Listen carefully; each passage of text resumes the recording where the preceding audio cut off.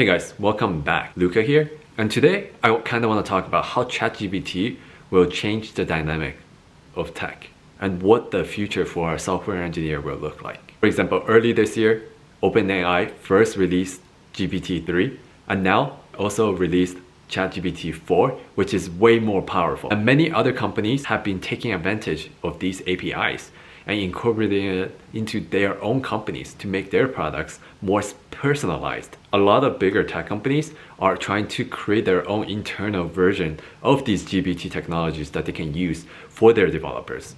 One perfect example that I can think of is CoPilot. For example, GitHub recently announced a feature called CoPilot, where they can help developers create new methods and debug anything right from GitHub. And many other platforms that I can think of having these, such as like IntelliJ or any other IDEs. And many of the companies may not want to use a third party, so they will be creating some sort of their own version of Copilot for their developers. And what does this provide us? This provides us some sort of artificial intelligence that's aware of the whole software ecosystem for a particular product, or even at a bigger scale, the whole code base of the company, because they can be all fed into them, and they will be able to review all the commits, all the diffs, and whatever the summary test plan, and everything that the developer have wrote for the previous 20 plus years for a company's lifespan. So this is something that's really, really crazy and can definitely shift the dynamic for a software engineer dramatically. Initially, this will be used to replace a lot of boilerplates and help you create a lot of tests. Because a lot of these are things that software engineers have to do, but they may not necessarily care as much about. So for example, test-driven development is a great idea, but it's actually really hard for a lot of developers to even start. But with the ChatGPT, it's actually really easy to do a test-driven development where you can tell it exactly what type of test you want to have or name the functions. So when you have your development process, you can do it very, very efficiently. And having Copilot in place, a lot of the time is no longer about how to write codes really fast, but it's more so about which way do I want to use. So now as a developer, you really have to think about the architectural aspects. What are the trade-offs? What are the pros and cons, and when to use which ones? And you have to take into a more of a decision-making role. And also a lot of times you have to optimize, and then you have to think about debugs. Because of course, like ChatGPT is not perfect. It might not give you the best solution for your usage. So you have to be very careful and descriptive. And a lot of times when I use it for my personal reasons, I also notice like, sure, like they give you a workable solutions, but it might be anti-pattern for your code base. It might not be something that you are actually using. So you have to be very careful in that aspect as well.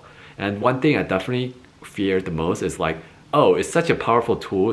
It's kind of like when I first started programming, when I search up an issue, I find the Stack Overflow page and I just copy paste the top of the answer. I don't even think about like why it works. I just copy paste it. And that's very, very dangerous. So, and I think with ChatGPT, like this is something that a lot of developers, a lot of us will fall into trap of again. So having a deeper understanding of this knowledge will become a key in the near future. So as I mentioned, like coding will be very, very different.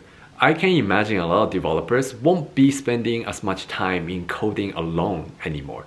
A lot of it will also become writing up design docs, writing up the PRDs, writing up like project requirements, and really think about how you can phrase the way that you want a problem to be solved. And this will allow you to feed the GPT the most accurate information for the purpose that you need. So it becomes more of like you are thinking about the blueprints, exactly what needs to happen and what happens, and then GPT will take over from there. So you are kind of creating the recipe and you are handing it to a machine that will be able to execute it. And then once it returns to you, you can optimize it, you can select the pieces, you can fix up whatever you need into catering towards more of your need. And as you work closely with these technologies, they kind of realize what the direction and the product area that you might be heading towards. And then it creates these like improvements over time. And of course, the question becomes, will it eventually human element be removed? Like we don't even need to be providing these machines like, oh, what they need to focus on. They will know by themselves. Yeah, I can definitely see that happening, but I don't think it will happen in the near future. Of course, there are already software out there that's something similar, but it's not as advanced or scary. But I can definitely see this eventually become a thing. But right now, it won't be in the near future. So for the majority of the futures, I think we will have to provide some sort of blueprints and guide the software. So now moving on towards the more exciting topics that I like. What will this impact and improve the most? For example, a lot of the good fields, biotech, space exploration, renewable energies, and all of these were such important fields, but they were lacking something. And I think the thing they were lacking is this ChatGPT technology.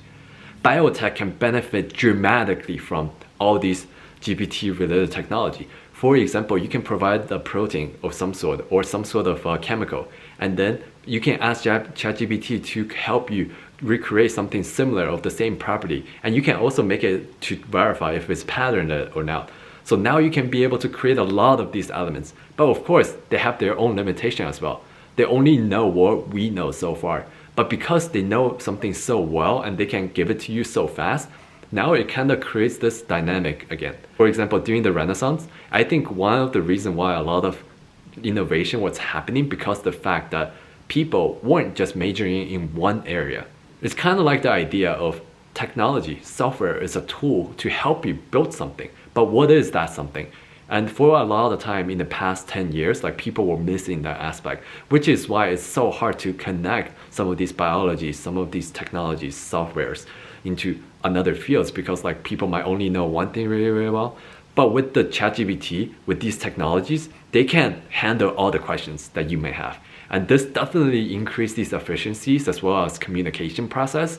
So I think because of this, we're gonna have a major improvements in biotechnologies and even space explorations or renewable energies because of these new GPT technologies. So I think a lot of these fields were stuck, but now with this applied artificial intelligence, like we're gonna see brighter days.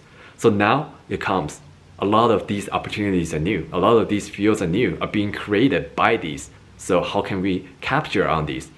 It really depends on what you guys might want to do. And which is why I think right now is actually such an exciting opportunities. Because for example, when I was a kid, I had a lot of these different dreams of things that I wanted to do. And I feel like I couldn't master them all. But now with this ChatGPT, I feel like I have a super powerful, anyone can be like an Iron Man.